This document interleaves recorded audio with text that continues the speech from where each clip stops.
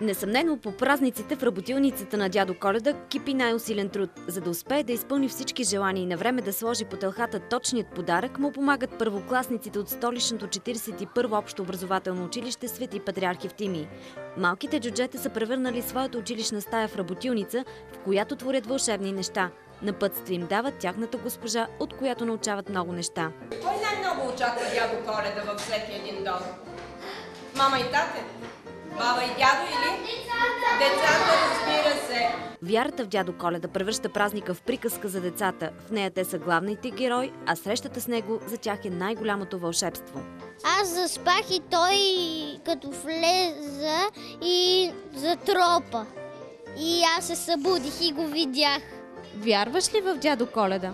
Да, защото една моя приятелка Ния ми каза да вярвам в дядо Коледа, иначе ако не вярвам, може да ми се случи случка. Детското въображение е безкрайно, а да мечтаеш, значи да вярваш в чудеса. Вярвате ли в чудесата? Да. Да кажем, вие сте джуджетата на дядо Коледа, я си представете, и правите, виждам, че правите подаръци и помагате. На кого ще ги подарите тези подаръци? На децата. Аз на госпожата. Виждал ли си дядо Коледа? Да.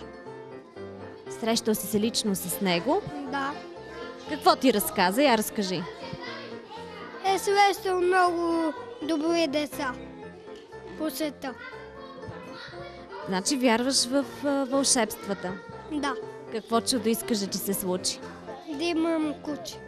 Какво чудо искаш да ти се случи? Дядо Коледа да го видя. Искам да танцувам. Да се вози на кораб мечтава.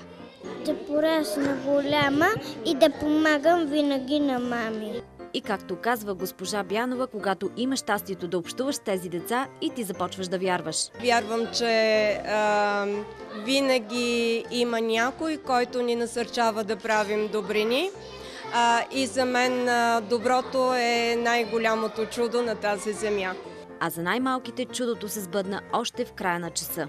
И да дойде.